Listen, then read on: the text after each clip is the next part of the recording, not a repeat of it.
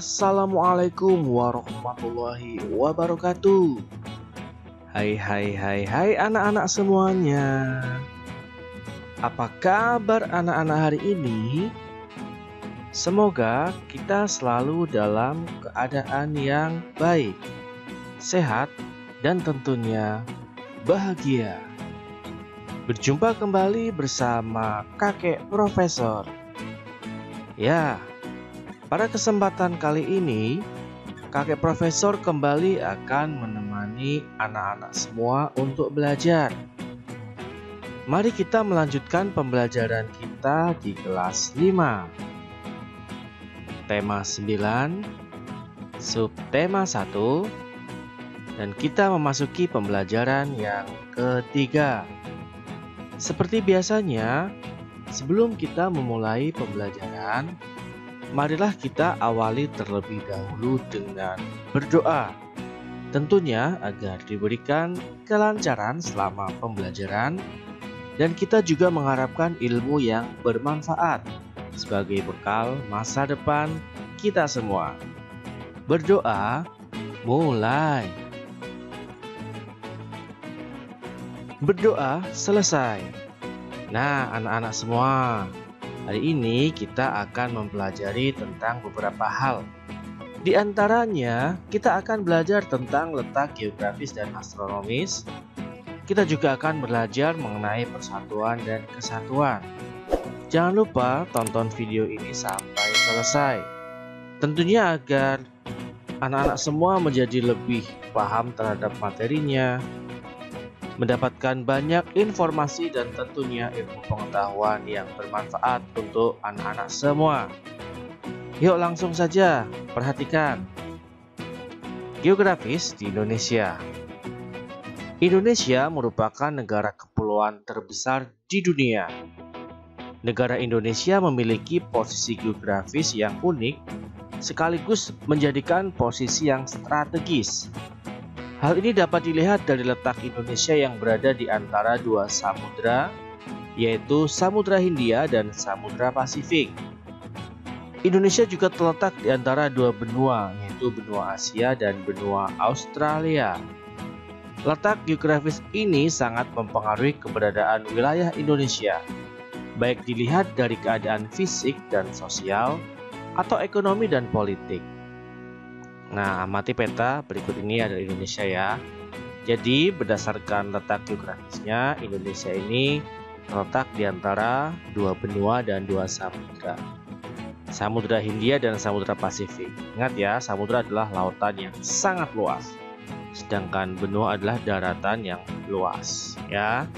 Ingat-ingat ya, terletak di antara dua benua dan dua samudra. Jadi kan letak geografis kita sangatlah strategis dibandingkan dengan negara lainnya. Nah, sekarang kita belajar mengenai letak astronomis. Letak kota atau tempat pada peta dinyatakan dengan garis bujur dan garis lintang. Jarak dua garis bujur berdekatan sebesar 1 derajat. Jarak dua garis lintang berdekatan sebesar 1 derajat. Garis bujur terbagi dua, yaitu bujur barat dan bujur timur. Garis lintang juga terbagi dua, yaitu lintang utara dan lintang selatan. Ingat ya, baik garis bujur ataupun garis lintang itu sama halnya dengan garis khatulistiwa. Garis khatulistiwa, garis bujur, dan garis lintang itu merupakan garis khayal ya. Artinya tidak benar-benar ada dalam kenyataannya ya. Ini hanya dibuat untuk mempermudah penentuan letak atau astronomis suatu wilayah. Perhatikan penjelasan berikut ini ya. Ibarat ini sebuah bumi ya, kita bisa melihat ada kutub utara di atas dan kutub selatan yang di bawah. Perhatikan. Nah, yang dimaksud garis lintang ya adalah garis yang melintang ataupun mendatar. Perhatikan ya. Ini ada garis lintang utara dan yang di bawah adalah garis lintang selatan ya. Dibedakan atau yang menentukan mana utara dan mana selatan itu berdasarkan titik tengahnya, yaitu garis khatulistiwa atau yang di tengah ini. Sedangkan garis bujur itu yang membujur ya, atau mengarah dari atas ke bawah ya. Sama halnya dengan garis lintang, garis bujur juga ada garis bujur barat dan garis bujur timur. Lebih mudah ya. Jadi intinya kalau lintang itu yang datar, kalau garis bujur itu yang tegak ataupun dari atas ke bawah. Nah, perhatikan peta Jawa Tengah berikut ini ya.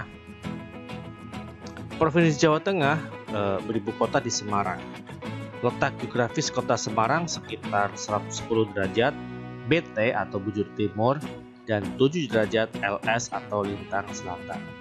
Coba tunjukkan letak Semarang pada gambar peta di atas. Kemudian lingkari dengan pensil berwarna. Perhatikan. Nah, itu Semarang ya. Lihatlah peta di kelasmu atau buku atlasmu ya. Pilihlah 10 kota kabupaten pada peta di atas. Kemudian tuliskan letaknya menurut garis lintang dan garis bujur. Tentukan dalam tabel. Ingat ya, garis lintang yang seperti apa dan garis bujur yang seperti apa. Ya, coba kita menentukan 10 nama kabupaten kota yang ada di Jawa Tengah. Kita akan menentukan mana garis bujurnya dan garis lintangnya berapa. Dimulai dari Brebes ya. Brebes itu garis bujurnya 108 derajat atau bujur timur dan garis lintangnya 7 derajat lintang selatan. Banyumas 109 derajat bujur timur, garis lintangnya 7 derajat lintang selatan.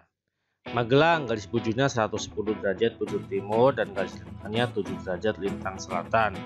Semarang 110 derajat bujur timur dan garis lintangnya 7 derajat lintang selatan. Sragen 111 derajat bujur timur dan garis lintangnya 7 derajat lintang selatan. Ada juga Tegal 109 derajat bujur timur dan garis lintangnya 7 derajat lintang selatan. Ada Pemalang, ya ini 109 derajat bujur timur dan 7 derajat lintang selatan. Ini mirip dengan Tegal ya, karena memang Tegal dan Pemalang ini bersebelahan. Berikutnya ada Pekalongan, sama juga bersebelahan juga, ini 109 derajat bujur timur dan garis lintangnya 7 derajat lintang selatan. Ada Temanggung, garis bujurnya 110 derajat bujur timur dan garis lintangnya 7 derajat lintang selatan. Dan yang terakhir ada Wonogiri, Kabupaten Wonogiri, garis bujurnya 111 derajat bujur timur, garis lintangnya 7 derajat lintang selatan. Itulah garis bujur dan garis lintang di beberapa nama tempat kabupaten kota yang ada di Provinsi Jawa Tengah. Mudah bukan? Nah, pada latihan tersebut kita telah ditunjukkan nama 10 kabupaten di Provinsi Jawa Tengah. Setiap provinsi mempunyai kabupaten. Setiap kabupaten memiliki kekhasan masing-masing. Namun demikian, tentu saja antara kabupaten yang satu dengan yang lainnya tetap menjunjung persatuan dan kesatuan. Tidak hanya di dalam lingkup kabupaten, dengan orang terdekat pun kita harus menjunjung persatuan dan kesatuan. Yuk, sekarang kita akan mempelajari beberapa contoh perilaku yang mencerminkan persatuan dan kesatuan, dan juga contoh perilaku yang tidak mencerminkan persatuan dan kesatuan. Perhatikan contoh yang pertama, ya. Untuk perilaku yang mencerminkan persatuan dan kesatuan, contohnya adalah membersihkan lingkungan bersama-sama. Sedangkan yang tidak mencerminkan, tidak pernah ikut serta dalam membersihkan lingkungan ya. Berikutnya contoh yang kedua, contoh perilaku yang mencerminkan persatuan dan kesatuan adalah menjalankan kewajiban sebagai anggota keluarga dengan tulus dan ikhlas. Sedangkan contoh perilaku yang tidak mencerminkan adalah melakukan kegiatan dengan terpaksa atau setelah ditegur oleh orang tua. Harus ditegur terlebih dahulu baru dikerjakan, itu tidak boleh ya. Yang ketiga, contoh perilaku yang mencerminkan persatuan dan kesatuan adalah menghormati perbedaan, baik itu agama, suku, daerah, adat, dan kebudayaan dalam masyarakat. Sedangkan yang tidak mencerminkan persatuan dan kesatuan adalah mempermasalahkan perbedaan, ada agama, suku, daerah, adat dalam kegiatan masyarakat. Ini sering disebut juga dengan istilah intoleransi. Contoh yang keempat, contoh perilaku yang mencerminkan persatuan dan kesatuan adalah mengutamakan kepentingan umum. Sedangkan yang tidak mencerminkan persatuan dan kesatuan adalah hanya mengutamakan kepentingan pribadi ataupun golongan. Contoh yang kelima, ini ada saling menghormati atas sesama anggota masyarakat. Dan yang tidak mencerminkan persatuan dan kesatuan adalah saling ejek dan menganggap suku sendiri yang terbaik. Sekarang contoh yang terakhir, yang keenam, contoh perilaku yang mencerminkan persatuan dan kesatuan adalah bermain dengan siapa saja tanpa membedakan suku, agama, ras, ataupun daerah. Sedangkan contoh perilaku yang tidak mencerminkan persatuan dan kesatuan adalah bermain dengan teman yang memiliki persamaan suku. Ini pilih-pilih teman ya, betul. Nah, makna penting di dalam persatuan dan kesatuan bangsa Indonesia adalah sebagai berikut. Yang pertama, rasa persatuan dan kesatuan menjalin rasa kebersamaan dan saling melengkapi antara satu dengan yang lain. Yang kedua, menjalin rasa kemanusiaan dan sikap saling toleransi serta rasa harmonis untuk hidup berdampingan secara rukun dan damai. Yang ketiga, menjalin rasa persahabatan, kekeluargaan, dan sikap tolong-menolong antar sesama serta sikap nasionalisme. Dapat disimpulkan bahwa makna dari sebuah persatuan dan kesatuan bangsa Indonesia yaitu harus saling bahu-membahu dalam mempertahankan dan mengisi kemerdekaan. Nah, anak-anak semuanya, tidak terasa materi pembelajaran pada kesempatan kali ini telah selesai. Semoga bermanfaat. Kakek Profesor pamit undur diri. Jangan lupa tetap semangat belajar demi meraih masa depan yang sukses dan gemilang. Sekian dari kakek Profesor. Wassalamualaikum warahmatullahi wabarakatuh.